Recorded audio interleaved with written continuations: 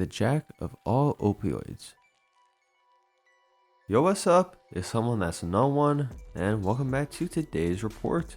Today's report is coming from Miggy off Earwood, where they took O-Desmethyltramadol, or O-DSMT, at 90 milligrams with separate doses of both oral and insufflated.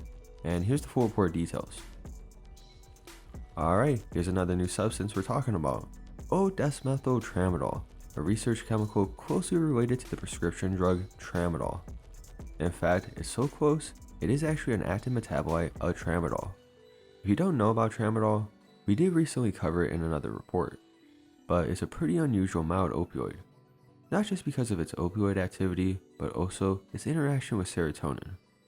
I myself had experience with it, and over time, it has been subject to recreational abuse. And I've known about O-DSMT for a while now, and I have been curious to try it, but I never just got around to it. But it's reportedly much stronger than tramadol. Some say up to 4 times as potent. So here with this report, we'll get some insights with a first time usage. Let me know what you guys think. I'm sure you'll enjoy this, so without further ado, let's dive right into this.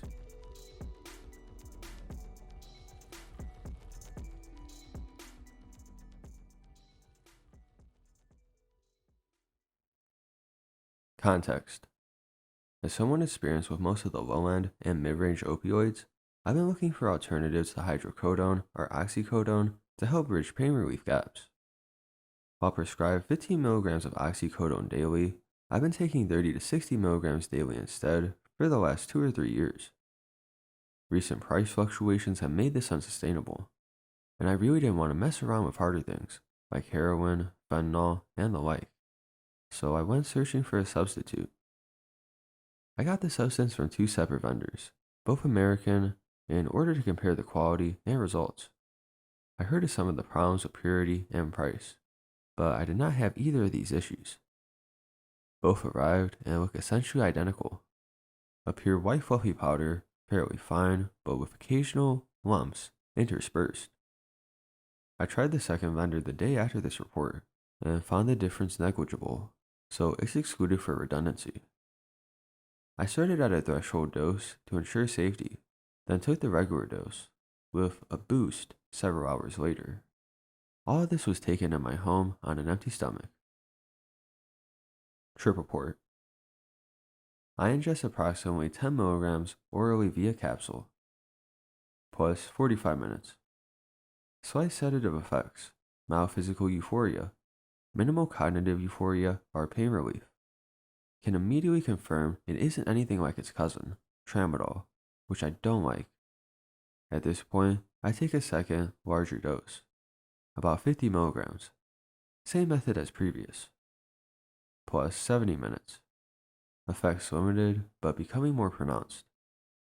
Begins to resemble the body high of hydrocodone without the cognitive euphoria, and already feels more mentally stimulating. No uncomfortable itchiness or nausea at this point. Body begins to feel heavy without notable impairment. Plus 80 minutes. The come up is readily apparent now. Physical euphoria ramps up as numbness, warmth, and comfort flows from my stomach out across my body. Strength of analgesia is in the same realm as hydrocodone and the weaker end of oxycodone, with a distinct profile. Virtually all pain up to a point vanishes, while some of the worst spikes of pain persist, albeit blunted. Plus 95 minutes. A generous mix of anxiety relief and bodily euphoria rises up within, giving a relaxing sense of not caring about my problems. A mix of dullness and desire is set ablaze in my mind, piquing my interest in things as worries fade. Sedation is present, but not overly obstructive. Cognitive euphoria appears, and while not very intense, it is remarkably clear, with a wonderful sense of well-being and control. Fine motor function slightly swelling. 110 minutes in. As effects increase, there is a continued clear-headed feeling, as though my mind is not as high as my body.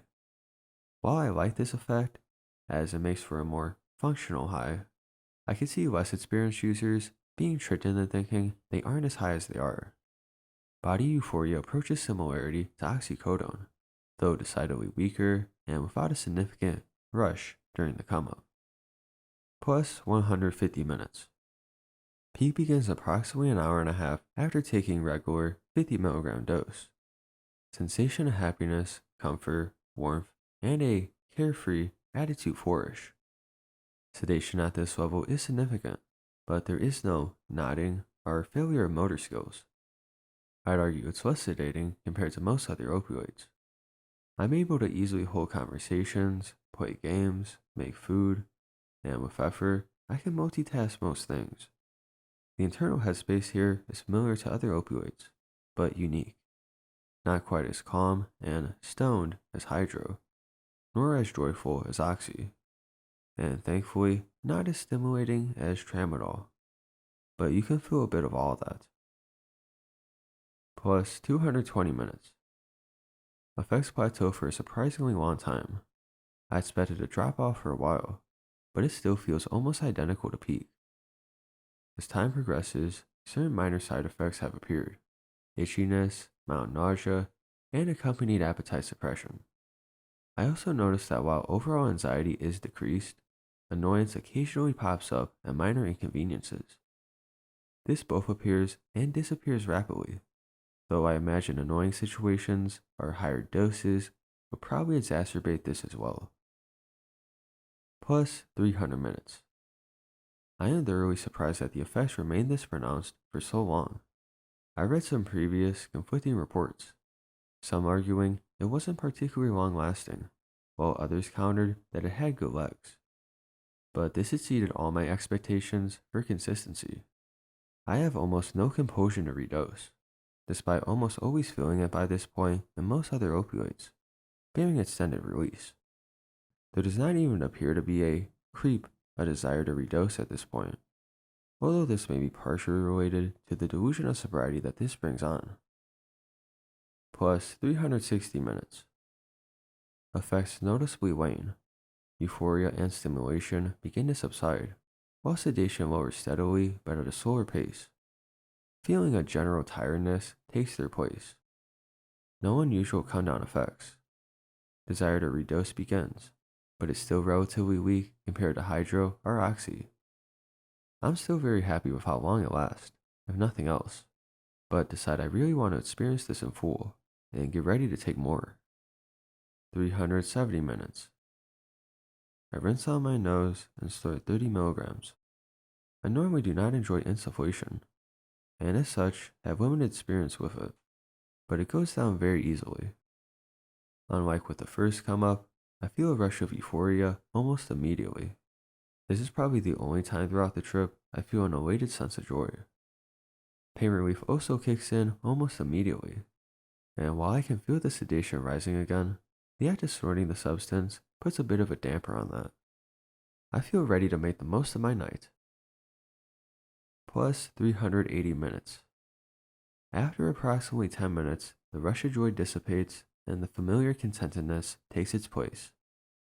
This is fine, as that initial rush also causes a surge to my emotional well-being, long after the physical pleasure wears off.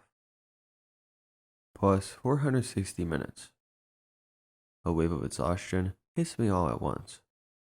For the first time, I start nodding, I think more due to the late hour than anything else. As I begin to phase in and out of sleep, trying to get at the gumption to head off to bed, I keep seeing indistinct geometrical images, especially right after opening my eyes. I don't normally get so high that I nod off, so I'm not sure if that's unique to this drug or just something that routinely happens. Either way, I finally force myself to get some sleep, and I'm out within seconds of hitting my pillow. Next morning, I had a very deep and intense sleep, finding it difficult to get myself up.